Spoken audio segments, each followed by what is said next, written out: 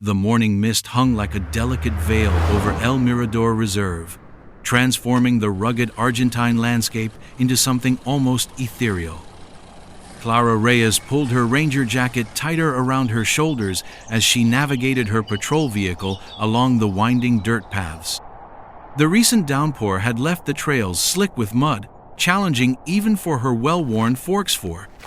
At 32, Clara had spent nearly a decade as a ranger in this sprawling conservation area. Born in a small village outside Barcelona, she had carried her grandfather's passion for wildlife across an ocean to this remote corner of South America. Among her colleagues, she was known for her uncanny ability to track endangered species and her unwavering dedication to their protection. What many didn't know was that each endangered animal she encountered was, to Clara, not just a specimen to be documented, but a soul to be cherished. Another day in paradise, she whispered to herself, a ritual she had maintained since her first day on the job. The radio crackled with routine updates from other rangers, but Clara's attention was drawn to the shifting shadows of the canyon ahead. The narrow passage, locally known as La Garganta, the throat, was notorious for flash floods during the rainy season. Yesterday's storm had been particularly violent, and Clara wanted to ensure no wildlife had been trapped by the rushing waters. As she approached the narrowest section of the canyon, Clara switched off the engine. Silence enveloped her, broken only by the gentle patter of water droplets falling from overhanging rocks. She opened her window, listening intently to the natural symphony of the reserve. Birds called to one another, the wind whispered through sparse vegetation clinging to the cliff faces, and somewhere in the distance, water still rushed through newly formed channels. Then she heard it. A sound so faint it might have been imagined, a weak, pained cry that echoed softly against the canyon walls. Clara held her breath, straining to catch it again. There it was, rhythmic, labored, like shallow breathing punctuated by a desperate plea for help. Not a bird, Clara murmured to herself, reaching for her field kit. Whatever was making that sound was in distress, and every second counted. She stepped out into the cool morning air, the mud squelching beneath her boots. The cry came again, slightly louder this time, drawing her toward a narrow crevice between two massive boulders. Clara's trained eyes scanned the terrain, noting the fresh rockslide that had likely been triggered by yesterday's storm. Without hesitation, she began picking her way toward the sound, pushing through thorny undergrowth that tore at her clothes and skin. "I'm coming," she called softly in Spanish, then English, then in the wordless tones used to calm frightened animals. "Hold on." When Clara finally reached the crevice, she dropped to her knees, heart pounding. Peering into the darkness between the rocks, she fumbled for her flashlight. The beam illuminated dust particles dancing in the air, and then two gleaming eyes staring back at her. Clara's breath caught in her throat. A lion cub, no more than 3 months old, lay wedged between the boulders. Its fur, unusually light in color, almost golden white, was matted with dirt and blood from a nasty gash on its hind leg. Each breath the cub took seemed to require tremendous effort, its small rib cage expanding painfully under its dirty coat. "Oh, pequeño," Clara whispered, her ranger training immediately assessing the situation. The cub was trapped, injured, and dehydrated. Without intervention, it wouldn't survive another day. As she reached for her water bottle, a prickling sensation at the back of her neck made her freeze. Slowly, Clara raised her eyes to the opposite cliff face, perhaps 30 feet away. There, watching her with unblinking amber eyes, stood a magnificent lioness. The morning sun caught in her tawny fur, creating a golden halo around her powerful form. The mother. Clara remained perfectly still, her heart hammering against her ribs. The lioness's gaze was intense, unflinching. Not openly aggressive, but filled with a primal vigilance that made Clara acutely aware of her vulnerability. Behind the lioness, a movement caught Clara's eye. An older male lion with a battle-scarred face and a dark mane streaked with gray emerged from the brush. He stood silent and watchful beside his mate, his presence adding another layer of tension to the already charged atmosphere. A family. The realization struck Clara with unexpected force. Not just a random cub, but a child with parents who hadn't abandoned it to its fate. Clara slowly raised her empty hands, palms outward, in a universal gesture of peace. The lioness's ears flicked, but she made no move to approach. Strange as it seemed, Clara could have sworn there was a desperate pleading in those amber eyes, a mother's silent cry for help. "I understand," Clara whispered, though she knew the animals couldn't comprehend her words. "I'll help your little one." Moving with deliberate slowness, Clara unzipped her field kit. She pulled out her leather gloves, a coil of rope, and a small rock-cutting tool she carried for collecting geological samples. The entire time, she maintained peripheral awareness of the two adult lions, who watched with eerie stillness. The cub whimpered again, a sound so pitiful it pierced Clara's heart. As she assessed the precarious position of the rocks, she realized this would be delicate work. One wrong move could cause a further collapse, crushing the fragile life beneath. "We'll get you out of there," she promised the frightened cub, whom she had already begun thinking of as Luz, light, for its unusually pale coat that seemed to glow even in the shadows of its rocky prison. As Clara prepared her tools, her hand brushed against something soft in her canvas bag, a small stuffed bear with worn fur and a slightly lopsided smile. She'd carried it for years, originally bringing it to community outreach programs where she educated local children about conservation. Something compelled her to pull it out now. "Look here, Luz," she said softly, placing the stuffed animal where the cub could see it. "Someone to keep you company while I work." The little lion's eyes, clouded with pain and fear, fixed on the toy. To Clara's surprise, the cub ceased its crying, instead watching the bear with curious intensity. It was a strange moment of connection, this wild creature finding comfort in something so distinctly human. Clara began the painstaking work of widening the crevice. She identified the key stones that needed to be moved and secured others with her rope to prevent further collapse.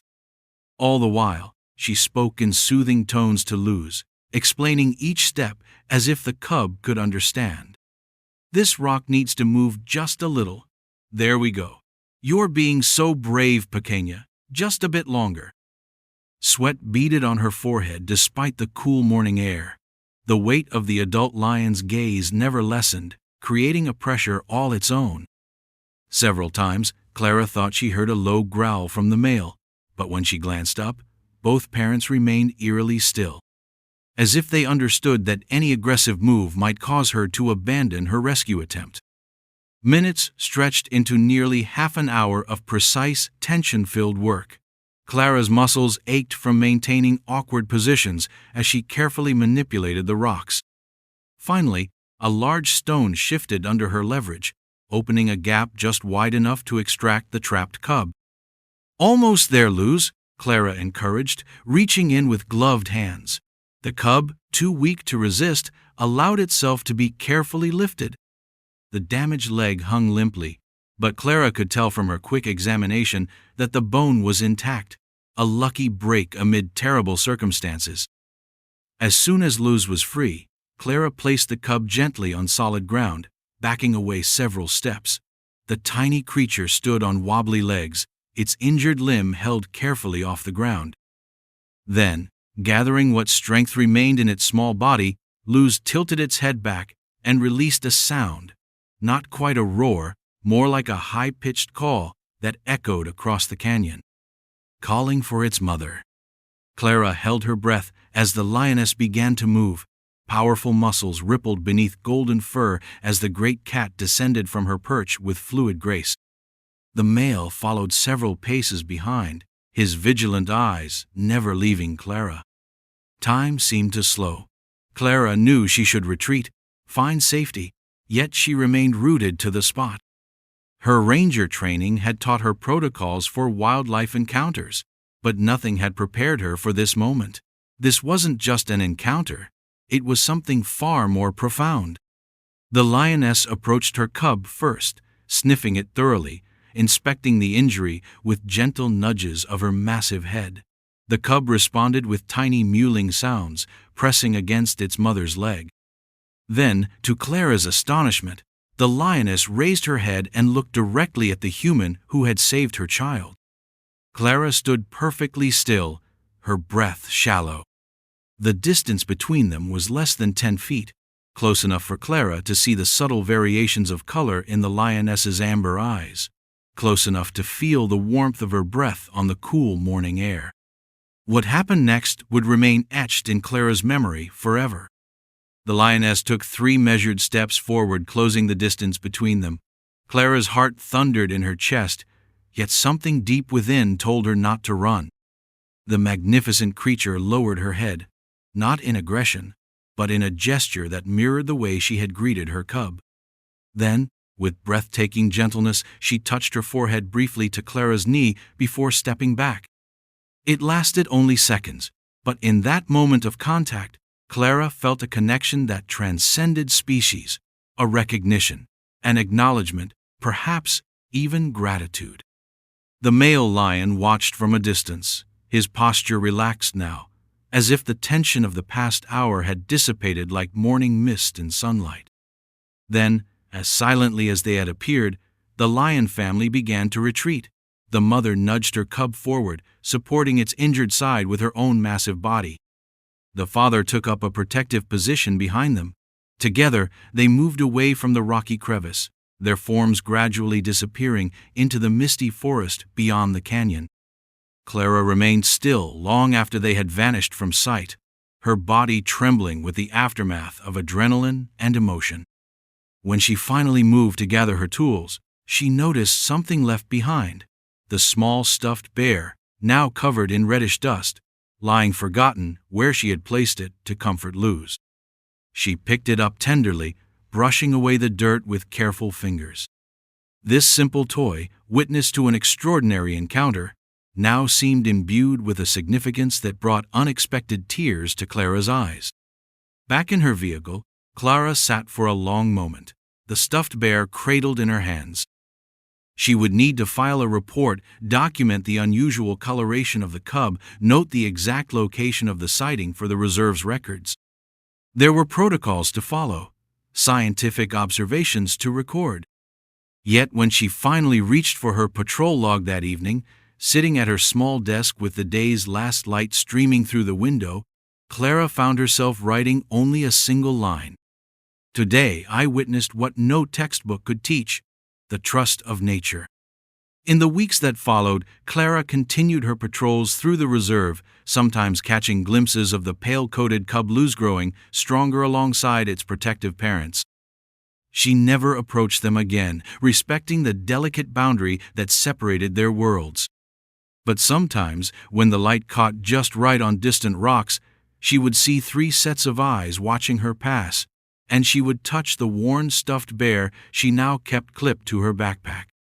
The story of Clara and Luz spread quietly among the rangers first, then to the local communities, and eventually to conservation circles worldwide. It became more than just an anecdote about an animal rescue. It evolved into a powerful reminder of the unspoken connections that can form between species when compassion bridges the gap between human and wild. For Clara, however, it remained deeply personal, a moment when she had looked into the eyes of one of nature's most formidable predators and seen not a beast, but a mother. A moment when she had extended her hand not in dominance, but in partnership. A moment when the boundary between human and wild had briefly dissolved, revealing the profound truth that, at our core, all living beings share a common language of care. In saving Luz, Clara had glimpsed something profound about both the natural world and herself, that sometimes the fiercest hearts are also the most capable of recognition, of connection, of something that, if we didn't fear anthropomorphizing, we might dare to call gratitude. Years later, long after Clara had become a senior conservationist whose methods of community-engaged wildlife protection were being taught in universities around the world, she would still visit that canyon on quiet mornings. The stuffed bear, now faded and threadbare, remained her constant compagnona, humble reminder that the smallest gestures of kindness can resonate in ways we never imagine, touching hearts both human and wild. And sometimes, in the distance, she would hear the distinctive roar of a light-coated lioness, Luz, now grown, echoing across the canyon walls like a greeting across the divide, a reminder of the day when mercy and wilderness had found common ground in a human heart.